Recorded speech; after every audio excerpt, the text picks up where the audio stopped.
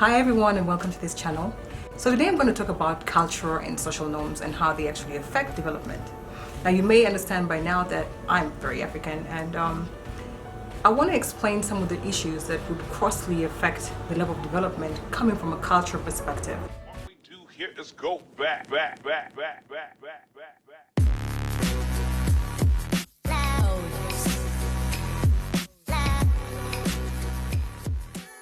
Now, we can all agree that culture and social norms are part of the reasons as to why a lot of people develop. Your culture is one of the reasons as to why many people probably have ethics, they have values, they have a value system that works. Unity and values, unity, social accountability. They help in a way to build your nationalism, your patriotism, and so many other things. Because these are systems in which we're nurtured to grow and nurtured and strengthened in so many ways.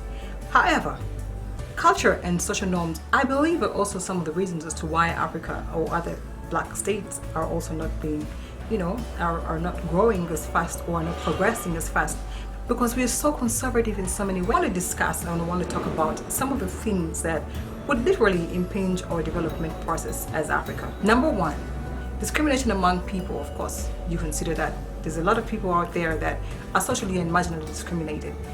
When a country has a lot of discrimination going on, usually you'll find that a lot of people who have economic power and can help to support the economic, there's a lot of minority groups that are widely marginalized.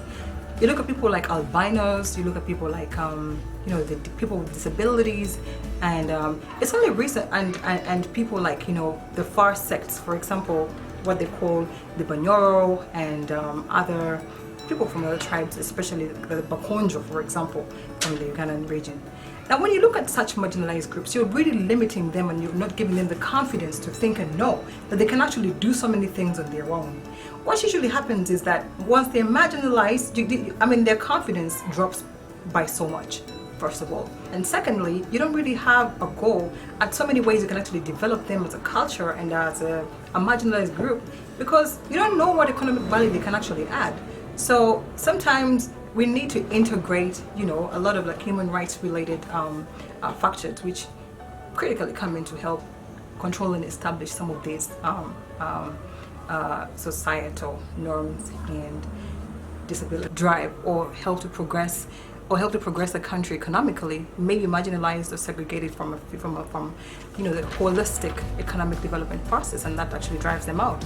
And in a sense, it also lowers productivity, because if you meet all my social rights, then usually you find yourself lagging backwards in the sense that you don't really reach the target that you want to achieve. Secondly, religion.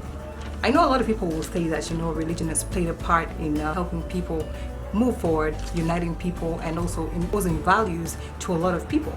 But again, religion is one of the reasons as to why a lot of people are not as open-minded towards a certain level of development. And you'll usually find that they're not open to doing a lot of business, or they're not open to, usually find that some Muslims, for example, are not open to certain kinds of business. So are some Christians, which even if somebody has the right skills and the right capacity and the right potential to do so many things, they're limited because, my Christian values don't do that, my Christian everything doesn't do that, or my traditional cult doesn't allow me to do that. So usually you'll find that religion usually plays a critical role in something like this, and that is something that a lot of African countries are embracing. It's different when you find countries like, the USA, which have a lot of like atheist communities, and the more atheists they are, the more liberal they are in their schools of thought, and a lot of things, and so do scientists, that if you don't get your work in sometimes or somehow, you're not going to expect a miracle. And this is a difference and this is what makes people different. Christians believe that miracles sometimes can happen, but if you don't put in the work, as the scientists believe, it's usually hard for you to achieve. Actually, religion is part of our cultures, may affect us in one way or another, as Christians, as Muslims, as whatever sect of religion you are. Number three, culture and traditions. There's a lot of African countries and a lot of African traditions that would limit a lot of people from coming out and, pushing themselves a lot forward. For example, a lot of African cultures are very conservative, or they encourage people to be very conservative. And in most cases, you find yourself not being able to open up to the rest of the world and open up to even new systems of globalization. And that is how sometimes a lot of people don't find themselves even in the spheres of new levels of development, because they're limited by the different cultures that they actually have. And as such, a lot of people lack the ambition they require because their cultures are very conservative. And so I think the more we open up to the world and the more we actually open ourselves up in our minds to new developments and new spheres of and schools of thought, the better it is for us as an African country. Number 4, population growth. Now, we all know that Africa has maybe one of the highest population growth rates with the highest birth rates as well. But usually when you find that a family has more than 5-6 children, there's little left for investment. And this is what a lot of people are going through. Families have about 5-6, maybe today it's changed in the urban populations, but if the rural areas are going to keep on having this kind of population, then it's never going to be a way forward for us unless we actually start to control our population levels. So if you're going to have 5 kids, there has to be a balance somehow. There has to be a balance on whether you're going to be able to afford their education, you're going to be able to afford and invest and also save at the same time, which factors are critical for the economic growth and development of any country. Number 6, the role of women.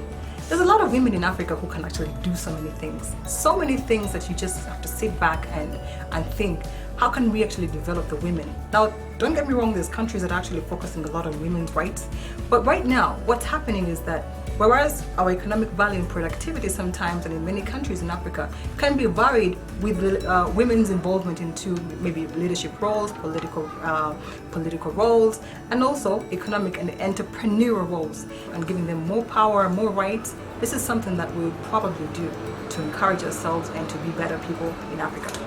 Number 7, corruption. Now, yes, a lot of us will probably argue that corruption doesn't really come into play in the culture of different African states. But what you don't remember is, something for something cultures, norm for norm cultures. And right now, it probably appears as if it's something that is very normal, Everybody wants something for something, and that makes it really seem normal. By the time we actually wake up and realize that corruption is dragging us down by 20% of our development rates by now, several African countries borrow money from, multilateral and bilateral traders. But what happens with this money? If somebody's taking out 20% of every dollar that we are receiving from this aid, then we just rather not receive.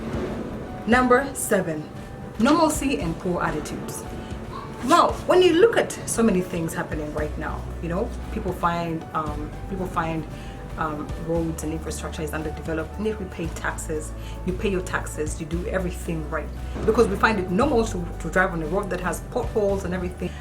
Do you know that it's going to cost us even a lot more, because once the infrastructure is not developed, then trade also is kind of slowed down.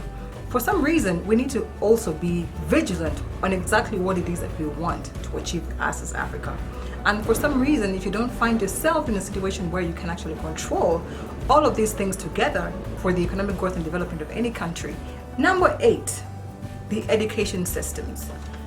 It's in different African cultures for people to go to school in the urban areas. That is absolutely normal, and it's culture for the child to actually be taken to school and be educated. But then again, there's cultures where, the girl can't go to school. There's a culture where, it's culture where people are taught in, local dialect, which is not a bad thing, because it encourages nationalism, patriotism, and at the end of the day, it's that strong bond that actually encourages unity among people. But what about situations where, kids are taught in English, and that is a good thing, but what about the education systems and whether different families actually value education? Number 9 is technological advancement. Now, believe me or not, but a lot of African countries take this for granted. They take this for granted in a way that, how many times has Apple actually screamed over? Of course, you have to consider the poverty rates and, the standards of living and so many things that come along with that. But when you usually come around and think about how far we would actually have progressed as a continent if everybody was embracing technology. And of course, these education and the technology advancement have a strong correlation between each other. The higher the education levels, the higher the utilization of technological advancement levels. And the internet is here to help a lot of people, but not in a sense. The internet is here, but there's so many enterprises that are still suffering only to the local markets and not opening themselves up to the international markets of the international scene. There's so many opportunities that lie out there courtesy of technology advancements and the internet. And this is something that we need to consider pretty much if we want to advance as a country. Number 10, people attitudes. So when you come out here, for example, and you're trying to put across a few points or trying to educate people in one way or another, unless you actually open your mind and make yourself, look forward to so many things that could help you or could advance you in some way or another, a lot of people don't really appreciate this. And that's another way that we Africans are actually dragging ourselves behind. So in conclusion, we need to have a social change or a social rollover, and we need to be embracing of so many other cultures, on so many other things into our cultures that help define us and help to propel us as a continent. And at the end of the day, perhaps we'll be propelled further for development.